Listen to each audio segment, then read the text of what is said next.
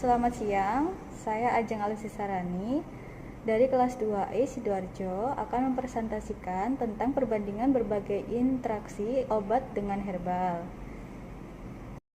Abstrak, mengulas tentang beberapa interaksi antara obat dengan herbal. Data-data mengenai interaksi obat dengan herbal telah dikumpulkan untuk dibandingkan berdasarkan interaksi farmakokinetik.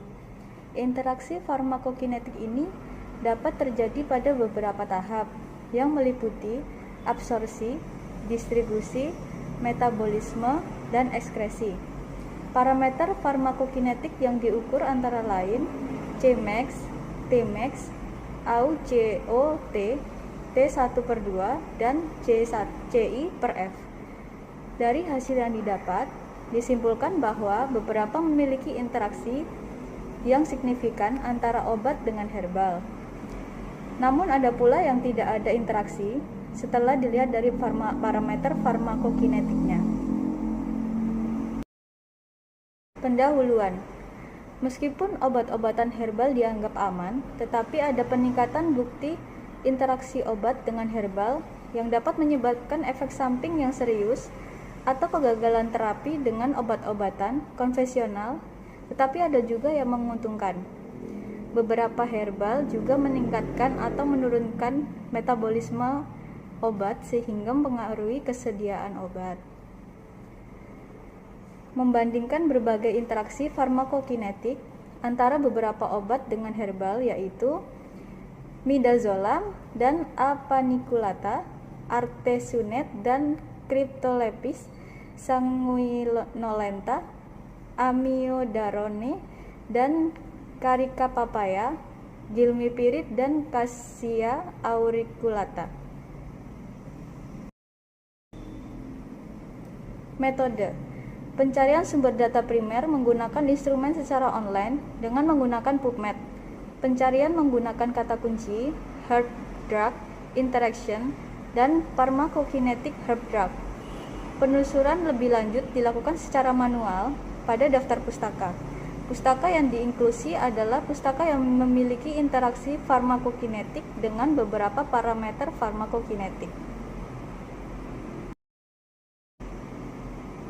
Di depan sudah tertera hasil dari penelitian yang sudah saya buat. Hasilnya seperti itu. Dalam pembahasannya, yang pertama, midazolam dan apaniculata. Dalam penelitian ini tidak ada perubahan signifikan dalam farmakokinetik midazolam oral yang ditunjukkan setelah pengobatan dengan apaniculata pada regimen dosis yang dianjurkan untuk pengobatan infeksi pernapasan. Yang kedua, artesunate dan cryptolepis sanguinolenta. Dalam penelitian ini mengungkapkan bahwa ekstrak air cryptolepis disebabkan penurunan bioavailabilitas konsentrasi darah keseluruhan maksimum, volume distribusi, waktu paruh dan tingkat penyerapan konstan. Clearance dan eliminasi tingkat konstan artesunate diberikan secara oral. Temuan menunjukkan bahwa cryptolepis bisa menyebabkan kadar gula terapeutik dihidroartemisinin dari artesunate menyebabkan penurunan efektivitas dan perlawanan sebagai hasil interaksi obat dengan herbal. 3. Amiodaron dan carica papaya. Dalam penelitian ini dapat disimpulkan bahwa dosis tunggal dari ekstrak buah C papaya dan amiodaron tidak memiliki efek besar pada farmakokinetik amiodaron pada tikus, hanya keterlambatan yang disebabkan oleh ekstrak herbal dalam mencapai konsentrasi plasma puncak dari amiodaron yang harus disorot.